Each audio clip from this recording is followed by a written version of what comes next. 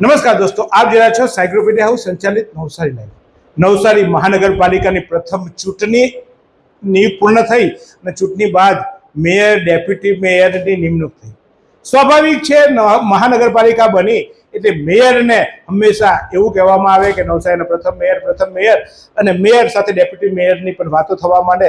શાસક પક્ષના નેતા દંડકના હોદ્દાઓ એવું કહેવાય કે એક માત્ર હોદ્દા છે, પરંતુ બધાને કદાચ ખબર નહીં હોય કે મહાનગરપાલિકામાં મેયર કરતાં પણ વધુ મહત્વ એ કારોબારી અધ્યક્ષનું છે।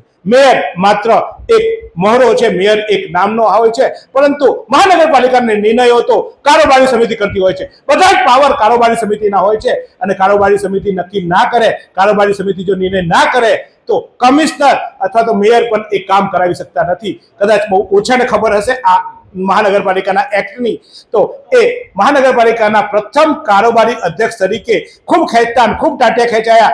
આજે નહીં, કાલે નહીં, એમનું નામ આવે જાય, મેયરમાં નામ મૂકી દેવામાં આવે, સાઈડ પર કરી દેવામાં આવે, પરંતુ કહેવાય છે કે નસીબ ભર્યો અને સાથે સાથે સંબંધો ભર્યા। અને કહેવાય કે આ તો ભાઈ પાછા ભુરાભાઈ સાહેબના પણ સગાવાલા કહેવાય, પાર્ટનરો કહેવાય, અને બધા હોદ્દાઓ એવા બધા આક્ષેપો લાગ્યા। હું નથી લગાવતા, આવું બધું લોકો કહેતા હતા ભાઈ, પણ મુકેશભાઈ અગ્રવાલ પ્રથમ કારોબારી અધ્યક્ષ બની ચૂક્યા અને આજે એમને પદગ્રહણ પણ સંભાળ કર્યો।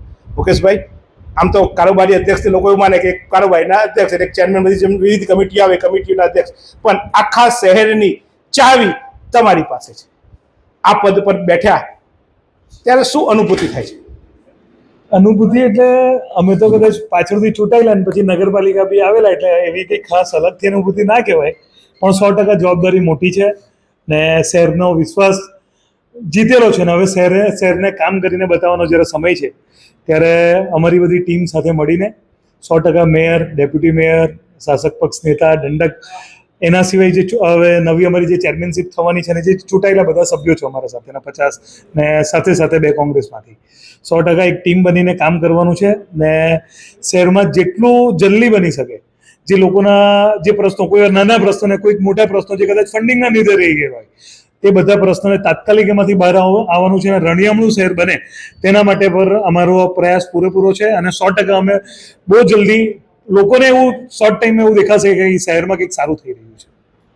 મારો સવાલ હંમેશા થોડાક વેધક હોય છે, સારું તો તમે કરશો, પણ તમારા શાસન દરમિયાન એટલે ભૂતકાળમાં ભારતીય જનતા પાર્ટીના શાસન દરમિયાન રંગવિહાર હોલ હોય કે એવા ઘણા બધા નિર્ણયો લેવાયા છે, અથવા તો કમિશનરે પણ એવા ઘણા નિર્ણયો લીધા છે કે જે નિર્ણયોથી અમારા પ્રજાના પૈસા વેડફાઈ આવ્યું અમને ફીલ થયું છે।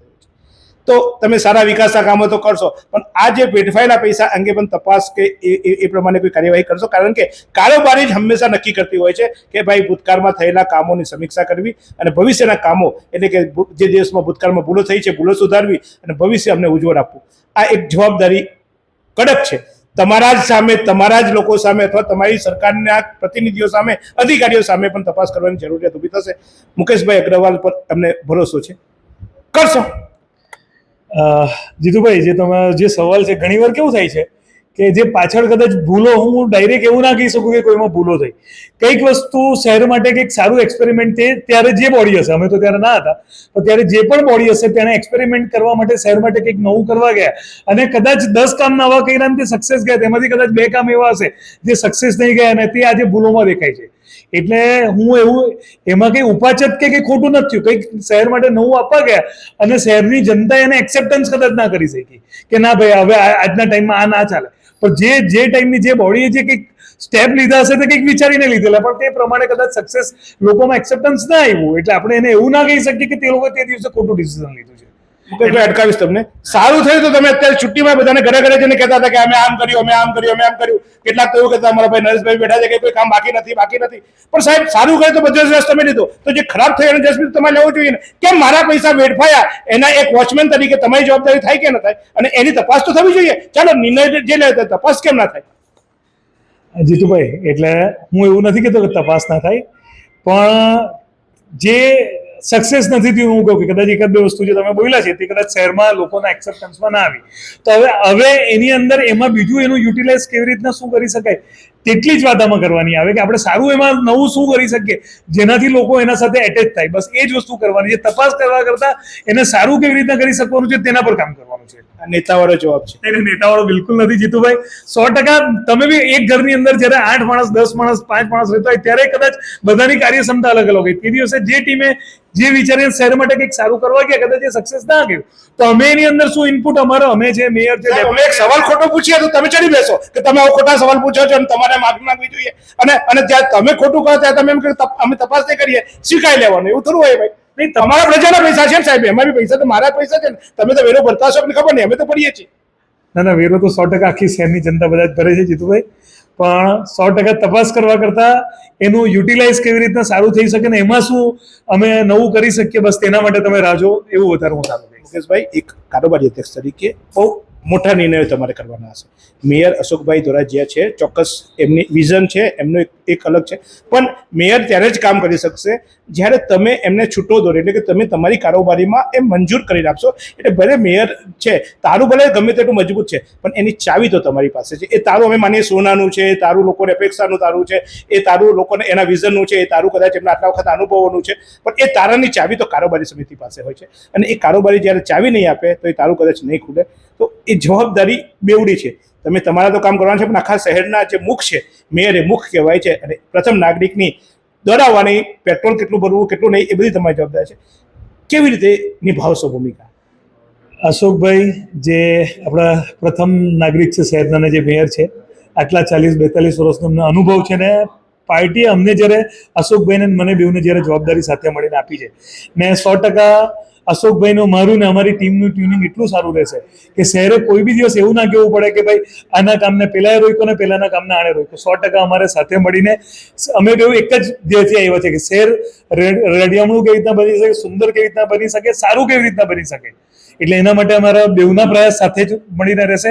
અને 100% હું તમને તમારા જ મીડિયાના માધ્યમથી તમને ખાતરી આપું છું કે કોઈ પણ દિવસ શહેરમાં આવો પ્રશ્ન કોઈ દિવસ ઉભો ન થશે કે ભાઈ કશે ને કશે કંઈક લૂફોલ્સ ચાલે છે જેના લીધે કામ કરવામાં અવગણના શહેરને પડે છે. 100% તમને બાહેધરીને ખાતરી આપું છું એના માટે. એટલા માટે મેં સવાલ પૂછ્યો કે બાજુનું આપણું મોટા ભાઈ છે આપણા સુરત મહાનગરપાલિકા, એમાં મેયર અને કારોબારી અધ્યક્ષતા અનબનાવને લઈને અથવા તો અસંકલનને અભાવે, અનબનાવ નહીં વાપરે કારણ કે તમે ભારતીય જનતા પાર્ટી વાળા છે તો બસ સ્વીકારશો નહીં, એટલે અસંકલનને અભાવે ઘણા કામો અટવાયા છે. એટલે આ સવાલ મારો હતો. આશા રાખું તમે એમાં રહેશો. તમારી એક નીતિ છે, કદાચ ખાતો નથી ને પણ ખાવા જતો નથી, એમાં માનશો કે પછી તમે કહેશો હું નથી ખાતો, બાકી જેમ જે કરવું એ કરશે, એવું નથી ને?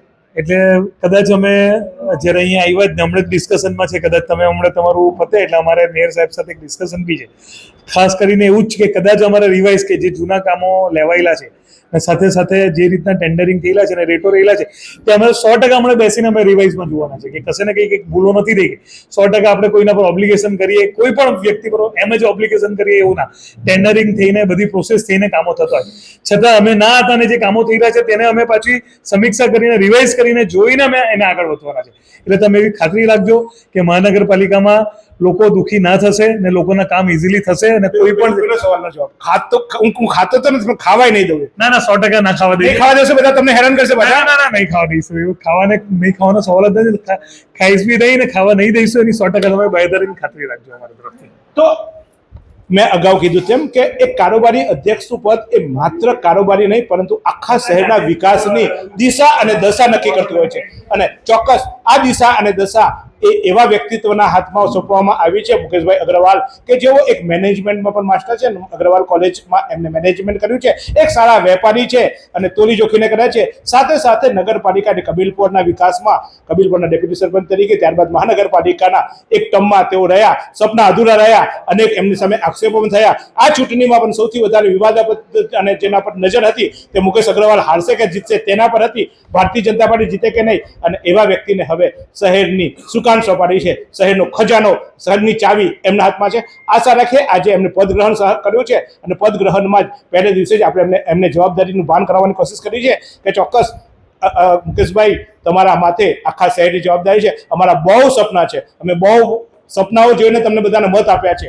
એ પછી અમે વોર્ડ નંબર 1 કે વોર્ડ નંબર 13 જે પણ કોર્પોરેટર છે એને છૂટ્યા છે, એ સપનાના સાકાર કરવાનું કામ હવે તમારું છે. આ બધા તારાઓની ચાવી તમારી પાસે છે. તો ચોક્કસ પ્રથમ દિવસે આપને શુભેચ્છા, આખા શહેર વતી શુભેચ્છા, અને આશા રાખીએ કે જ્યારે તમે અહીંયાથી ઉતરો ત્યારે અમારી આંખો હર્ષના આંસુ સાથે સાથે તમે કદાચ આ પદ પરથી જ્યારે સમય મર્યાદા પૂરી થાય ત્યારે જાઓ ત્યારે અમને અફસોસ થાય કે એક સારા વ્યક્તિને વધુ એક તક આપીએ, અને એવા ચોક્કસ કામ કરતા જશો. શહેરમાં બહુ અપેક્ષાઓ છે, અમારા ખાડા ટેકરા બધા બહુ છે, એ ખાડા ટેકરા તમે સીધા કરશો. ચોમાસું આવવાનું છે, પાણી ભરાવાના છે, ચોક્કસ ખાડાઓ ખોદાયા છે, ત્યાં પાણી પૂરવાનું છે. અમે તમને છોડવા નથી, ઊંઘવા નથી દેવાના, પણ આજે તમને ફરી એકવાર શુભેચ્છા આપીને આ શુભેચ્છાની સાથે સાથે અમે તમને એક આભારનો ભાર પણ આપીએ છીએ કે ચોક્કસ અમારા શહેરની, અમારી પ્રજાની અપેક્ષાઓને આપ ચોક્કસ પાર પાડશો. જોતા રહો આજ રીતે નવસારી.